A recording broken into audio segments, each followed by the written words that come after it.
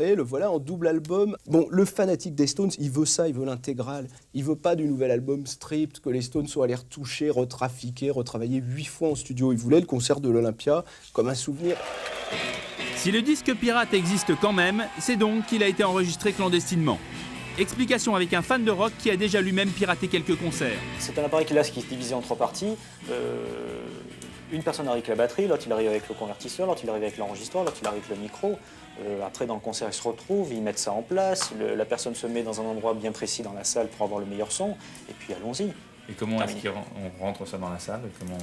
On cache ça dans les parties, disons, plus ou moins intimes, et à mon avis, là, on n'est pas fouillé. Vous imaginez le mec qui arrive avec son petit DAT, c'est un appareil qui vaut 3600, 4000 francs, un DAT, bon, qui court le risque de passer la sécurité des Stones, mais il se fait le film de sa vie, quoi. C'est d'un seul coup, il est à la fois l'homme qui venait du froid et Arnold Schwarzenegger quand il ressort avec sa bande, c'est King Kong.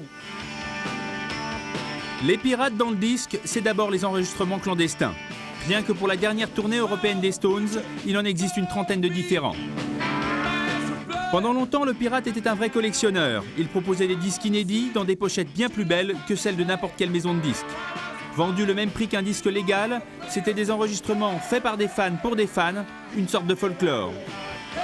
Attention, où s'arrête, où commence le folklore et où commence un vrai business parallèle qui tout à coup fait du tort à l'image de l'artiste, fait du tort à l'artiste et fait du tort aux maisons de disques. Exemple, ce pirate de Vanessa Paradis sur son passage à l'Olympia en 93. Cette fois, il existe un disque officiel du concert qui est sorti quelques mois après le pirate. Écoutez la différence de qualité. Sur le taxi va pas partout, il marche par le soda, son saxo jaune connaît toutes les rues par cœur. Ce disque de Vanessa Paradis, comme celui des Rolling Stones, n'a pas été fabriqué en France, mais en Italie ou en Scandinavie. La bande du concert a été vendue pour quelques milliers de francs à un producteur étranger. Les disques sont ensuite pressés par des usines peu regardantes sur l'origine des commandes.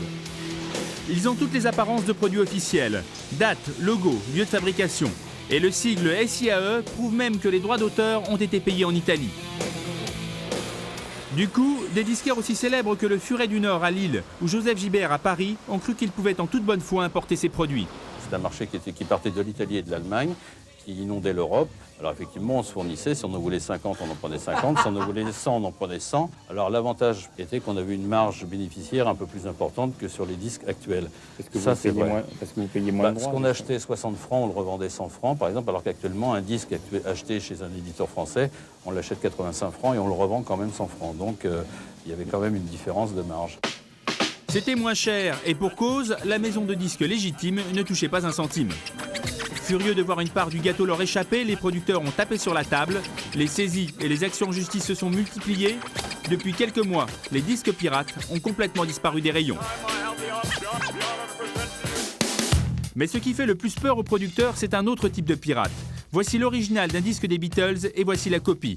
Même pochette, même disque, même qualité, les différences entre le vrai et le faux sont infimes. Pour la première fois en France, une centaine de ces contrefaçons totales ont été trouvées il y a quelques mois chez des disquaires. Ceux-là auraient été fabriqués en Bulgarie. À l'échelon international, le trafic dure depuis des années. Alors il y a un type qui en pâtit énormément, c'est Michael Jackson.